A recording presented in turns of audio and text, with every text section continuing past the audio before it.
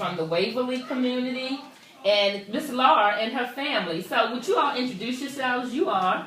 Laura Whitley. This is Miss Laura, and ma'am? Celeste Whitley. Celeste Whitley. Randy Whitley. Randy Whitley and Taj Whitley. Taj Whitley. We're here with the Whitleys in the Waverly community. And I just want to say on behalf of the Morgan State University, thank you for taking this time to share with us your experience in this great neighborhood.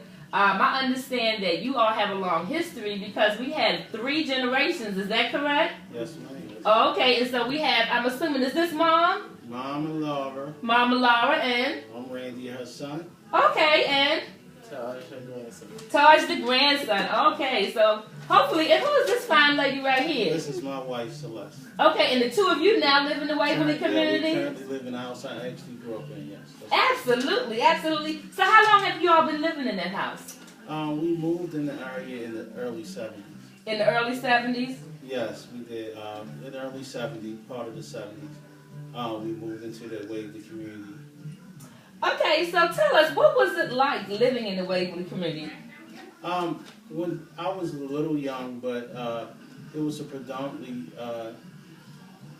Caucasian neighborhood, and we were like the minority. There wasn't that many black or African American families in our community. We live in row homes, and in those particular side of row homes, I think it was just another African American family that lived maybe 4 doors down, and everybody else was Caucasian in the whole section of that particular neighborhood. It was a lot of racism.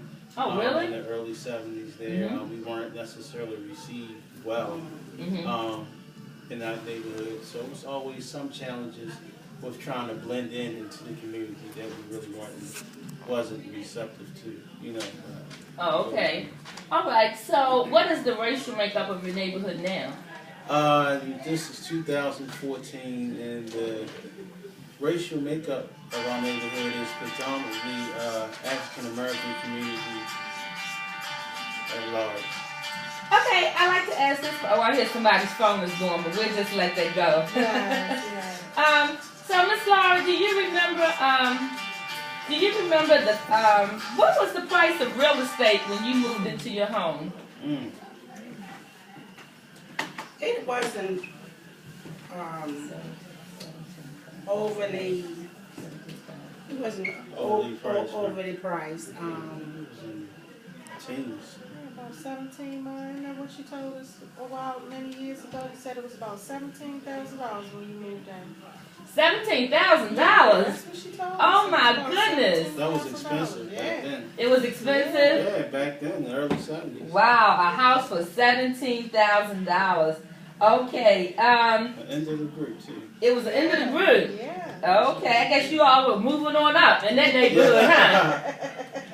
Well, we moved into the neighborhood. I would say moving on up. Okay. All right. So let me ask you this. Tell me one of your about some of your childhood memories in the Waverly community. I have a mixture of childhood memories. Some were great and some not so great. I'll like to start with the not so great first, and then end with the great. The not so great was really being a young African American male in a predominantly Caucasian neighborhood. I always felt like we were scrutinized or blamed falsely for things that go wrong in the neighborhood, mainly because 1, they didn't know us, or 2, didn't understand our culture, and so I felt like we kind of fell through the cracks a little bit as it relates to community activities because they really didn't embrace our culture as well. And so as I grew up in that neighborhood, I faced, different challenges, some being racially biased and things of that nature. But some of the highlights of growing up in that community has a rich history in Baltimore. It was actually 2 blocks from the Memorial Stadium, where the Orioles played the Baltimore Colts before they left. Oh, okay. And so I actually worked at the stadium as a teenager for A&R. Making refreshments. I also had the opportunity to park cars for extra money and things like that when we grew up. And it was just, like... So you said you parked cars. What was that about? Well, because the stadium was so close, there weren't always parking spaces on the lot, so people didn't want to pay the lot fee, so they would park in our communities. And so we would park them on our street for a smaller fee than the lot. And so it became like a rival each block because people would try to come over on our block and steal our spaces, and they lived 2 blocks over. Okay. So it became a little territorial, but it was like camaraderie. I look at it as entrepreneurship. Oh, so that was the beginning of the beginning of entrepreneurship. All right, great. So you told me about the racial composition of the neighborhood. You told me about Miss Law. Do you want to share any of your experiences in the neighborhood? Mine wasn't too well carried out. Because it was a lot of prejudices there, and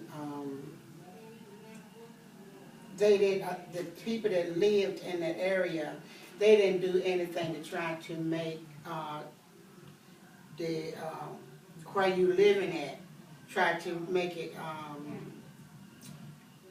comfortable for each and everybody. And so by me having children and the children being on the outside and was on the outside a lot, that gave a lot of opportunities for.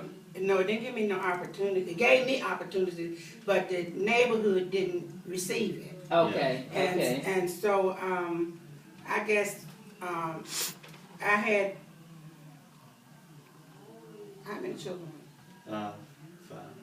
4 percent. 4. Yes. I had. In the house at the time. Not the ones you raised that wasn't your kids, but for your own kids. Yeah, well, I had some children. we had some children, and I was a parent. A single parent. A single parent.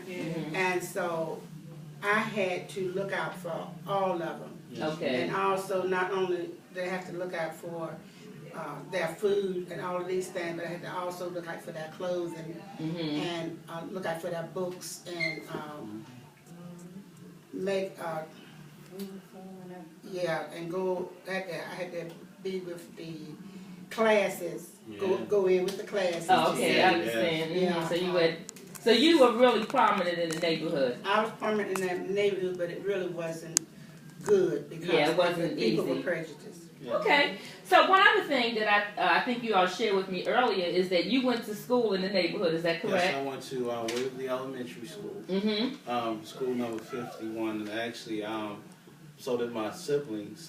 Most of my siblings, but my class was the last graduating class from the old Waverly. They tore it down after we graduated, and they built a new Waverly.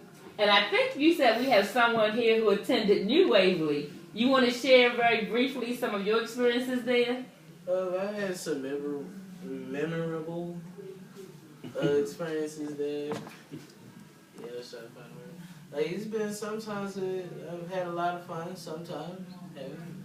So did you deal with any racism by the time you got there, or were things different? You know, most of the kids, or at least my classmates, were African American. Okay. And most of my teachers were also African American. So it was a good. You had a good positive experience in the Waverly community. Yes. Okay. Well, I thank you all. Okay.